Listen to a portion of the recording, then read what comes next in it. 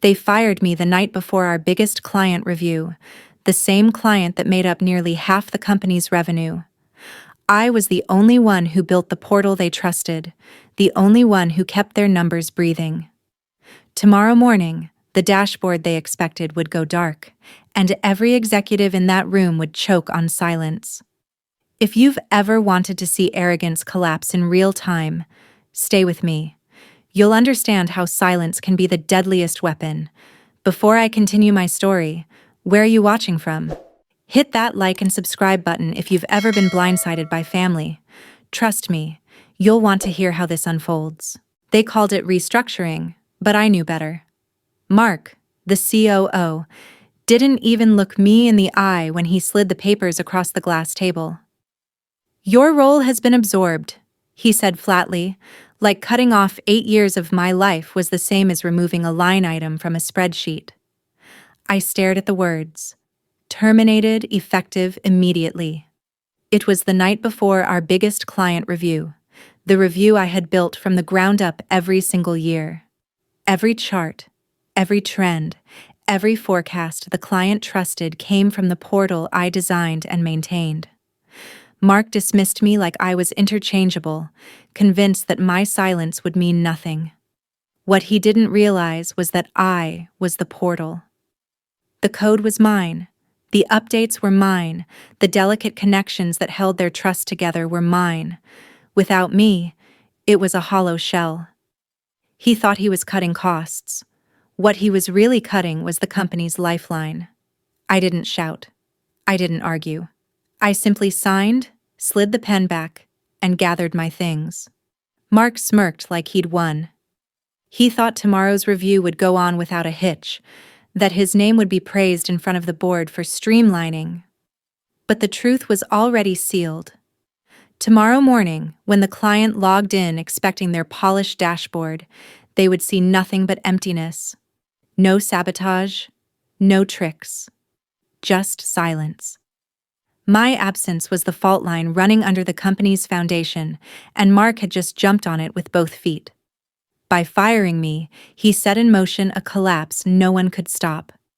I walked out that night with a calm smile, because I already knew what he didn't. The countdown had begun. For 8 years, I was more than an employee. I was the spine that held their biggest client relationship upright. I wasn't just running numbers. I was building an entire ecosystem that made messy raw data look like clean, trustworthy insight. Every performance chart, every quarterly benchmark, every trending curve the client relied on, those were mine. Behind the scenes, I stitched together systems that were never meant to talk to each other, coded patches at 2 a.m. when vendor software broke, and rewrote formulas on flights so the executives could stand tall in boardrooms. They never asked how it worked. They only cared that it worked. Mark, with his polished suits and empty vocabulary, called it automation. But nothing about what I built was automatic. The portal they bragged about at investor meetings wasn't a magic machine. It was a living body, and I was the heartbeat keeping it alive. They loved showing off the polished dashboards, colorful charts glowing on projectors, like some futuristic oracle. What they never saw was me, crouched over a laptop in dim conference rooms, rewriting scripts to catch last-minute errors, pulling real-time data feeds that no one else even knew how to configure. Every contract renewal, every expansion the client signed, was built on my invisible labor. And I stayed invisible because that's how they preferred it. Quiet, efficient, out of sight. That invisibility is what Mark mistook for replaceable. He thought anyone could sit in my chair, click a few buttons, and produce the same flawless results. But the system wasn't a set of buttons. It was a maze of logic and improvisation that only I understood because I had written it piece by piece. Without me, the portal wasn't a tool. It was a locked vault. And tomorrow, when the client expected their full report at the convention hall, the vault door would stay shut. Not because I wanted revenge, not because I planned sabotage, but because Mark cut the only person who had the key. He believed he'd simplified the company by removing me, but he had really amputated the very limb holding them up. I had been their silent architect, and with my exit, the entire structure was already crumbling. I didn't storm out. I didn't slam doors or throw accusations across the floor. I simply packed my bag, tucked my badge into the envelope they'd given me, and walked toward the elevator like I was leaving an ordinary Tuesday. But inside, I knew the silence I carried with me was heavier than anything I could have shouted. Silence was my weapon. No sabotage, no deleted files, no backdoor hacks. I didn't have to lift a finger. The system would collapse on its own because it had always needed me to breathe life into it. I walked past desks where coworkers glanced up with half sympathy, half fear, as if they sensed something they couldn't name. A few whispered, "They'll regret this." But I didn't respond. Words weren't necessary. The truth was already in motion. Tomorrow, when the client logged into the portal, the blank screen would say everything I didn't. And when Mark strutted into that convention hall, confident that the review would crown him as the hero who streamlined operations, the silence on those dashboards would choke him harder than any confrontation I could stage. Leaving quietly wasn't weakness, it was control. I understood something Mark never could. Absence creates its own gravity. It pulls at everything, distorts the room, forces people to notice what they took for granted. By walking away without a fight, I wasn't giving up. I was letting the system itself deliver the verdict, and that verdict was already written.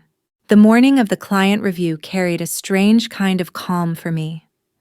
I wasn't in the hotel ballroom where the company had rented a stage and set up their banners. I was at home, sipping coffee, watching sunlight creep across my kitchen table. But I knew exactly what was happening across town. At 9 sharp, the executives would file in with their suits pressed and their smiles rehearsed. The client's CEO, a man who never wasted words, would sit in the front row with his team, expecting the same seamless dashboard he had relied on for years. What he would see instead was nothing. I didn't need to be there to picture it. The COO, Mark, had likely stood at the podium, clearing his throat, clicking on the laptop to project the live report. The screen would have flickered once, twice, then landed on a flat gray panel that read, "Data unavailable." Not a graph, not a single metric. Just emptiness. I could almost hear the silence in that ballroom stretch thin like glass about to shatter.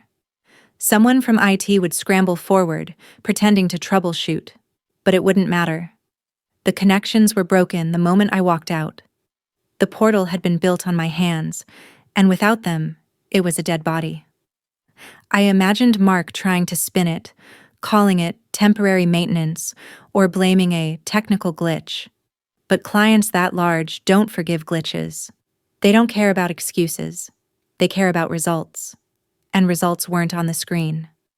The client's CEO would lean back in his chair, cross his arms, and ask one question: "Where is the data?" There wouldn't be an answer, not one that could save them. The other executives might shuffle their papers, pull up old slides, or mumble about sending updates later, but the damage was instant. Trust, once cracked in public, never heals. Then the words would drop like a hammer. Contract canceled. Just like that, millions evaporated. The company's pride and security went up in smoke in front of everyone.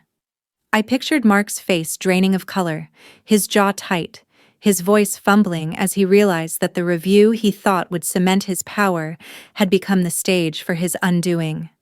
And I wasn't even in the room. That was the beauty of it. My absence was louder than any speech. My silence echoed louder than any outburst. They had erased me, and in doing so, they had erased the very foundation that kept their client tethered. As I watched the steam rise from my coffee, I felt no guilt. The collapse wasn't sabotage. It was exposure. It was the moment the curtain lifted and the audience saw the stage was empty. And Mark? He was standing alone, center stage, with nothing to show. The cancellation didn't just end one contract, it tore open a wound that wouldn't close. Word spread faster than any press release. By the afternoon, smaller clients were already whispering to their contacts, asking if the rumors were true, that the company's prize system had collapsed in the middle of a review. By the next morning, those whispers had hardened into decisions. Renewal meetings were postponed. Inboxes filled with polite but firm messages. We've decided to reevaluate our vendor partnerships. Agencies that once lined up to work with them suddenly pulled back, unwilling to risk their reputation on a sinking ship. Inside the office, the collapse was even uglier. Recruiters froze hiring pipelines because they couldn't answer the simplest question from applicants. Will payroll be safe? Analysts sat staring at blank screens, powerless without access to the portal I had run. Projects slowed, then stalled, until entire departments were left with nothing to do but wait for direction that never came. And at the top, the boardrooms buzzed with anger. Fingers pointed, questions fired across the table. Who had approved my termination? Why hadn't there been a transition plan? The name on everyone's lips wasn't mine, it was Mark's. He had promised savings, promised efficiency, promised a future without dead weight. Instead, he had lit the fuse that was now burning the company from the inside out. And while he scrambled to contain the fallout, I didn't lift a finger. I didn't need to. The aftershock was spreading on its own, cracking every pillar they thought was solid. All I had done was step away, and the silence that followed had become the loudest scream of their collapse. Mark had strutted into that convention hall convinced he would rise from my shadow, but by the end of the week, his shadow was all that remained. The board summoned him to an emergency meeting, not in the large glass-walled conference room where victories were usually announced, but in a smaller chamber where failures were dissected. The atmosphere was suffocating, not with noise, but with the weight of questions no one dared soften. Who approved Sandra Mitchell's termination? One director asked flatly. Mark tried to redirect, claiming my system had been poorly documented, that I had kept too much control, but his voice cracked under the scrutiny. So, let me get this straight. Another cut in.